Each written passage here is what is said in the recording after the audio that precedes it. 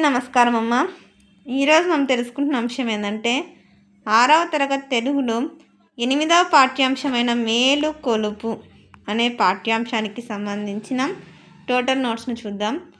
ఇంకా మన channel subscribe చేసుకుని వాళ్ళు ఎవరంటే దయచేసి సబ్స్క్రైబ్ చేసుకొని లైక్ చేసి షేర్ చేసి మీ ఫ్రెండ్స్కు రిలేటివ్స్ అందరూ సబ్స్క్రైబ్ చేసుకోమని చెప్పండి అమ్మ. నా ఛానల్ని సబ్స్క్రైబ్ చేసుకొని ప్రత్యక్షంగా పరోక్షంగా సపోర్ట్ చేస్తున్న వాళ్ళందరికీ పేరు పేరున ప్రత్యేకమైన హృదయపూర్వక ధన్యవాదములు. ఇంకా ఆలస్యం చేయకుండా వీడియోలోకి వెళ్ళిపోదాం.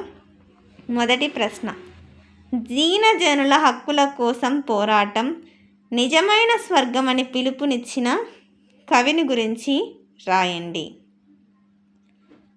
తర్వాత రెండవ ప్రశ్న, భరతమాత దుఃఖానికి కారణం వివరించండి. భరతమాత దుఃఖానికి కారణం ఏందనేది వివరించాల.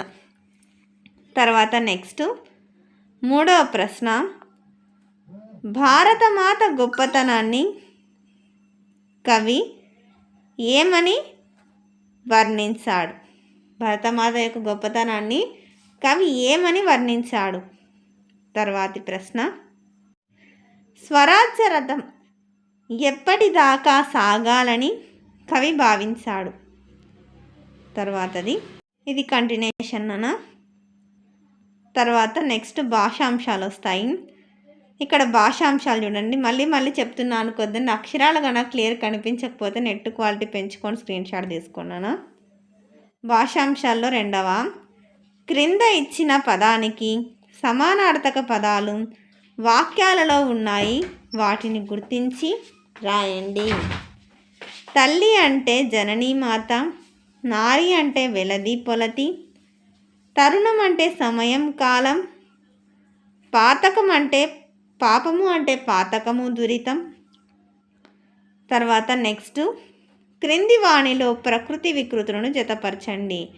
కవి అంటే కయి, విద్య అంటే విద్య, కన్నడు అంటే కృష్ణుడు. తర్వాత రెండవై, క్రింది పదాలను వ్యతిరేక పదాలను రాయండి. విద్య అంటే అవిద్య, పుణ్యం అంటే పాపం, సద్గుణం అంటే దుర్గుణం. తర్వాత క్రింది ఖాళీలను పూరించండి. సమాస పదం, విగ్రహవాక్యం, సమాసం పేరు. అక్క చెల్లెళ్ళు, అక్కయును చెల్లెలు ద్వంద్వ సమాసం. తల్లిదండ్రులు, తల్లియును తండ్రియును ద్వంద్వ సమాసం. తండ్రి కొడుకులు, తండ్రియును కొడుకును ద్వంద్వ సమాసం. ధర్మాధర్మములు, ధర్మమును అధర్మమును ద్వంద్వ సమాసం. పాప పుణ్యములు, పాపమును పుణ్యమును ద్వంద్వ సమాసం. అందరికీ ధన్యవాదాలమ్మా. ఇంకా మన ఛానల్ సబ్స్క్రైబ్ చేసుకుని వాళ్ళు ఎవరంటే దయచేసి సబ్స్క్రైబ్ చేసుకొని లైక్ చేసి షేర్ చేసి మీ ఫ్రెండ్స్కు రిలేటివ్స్ అందరూ సబ్స్క్రైబ్ చేసుకోమని చెప్పండి. నా ఛానల్ని సబ్స్క్రైబ్ చేసుకొని ప్రత్యక్షంగా పరోక్షంగా సపోర్ట్ చేస్తున్న వాళ్ళందరికీ పేరు పేరున ప్రత్యేకమైన హృదయపూర్వక ధన్యవాదములు. అందరికీ ధన్యవాదాలు. దయచేసి వీడియోని మాత్రం స్కిప్ చేయద్దు నాన్న. ధన్యవాదాలు.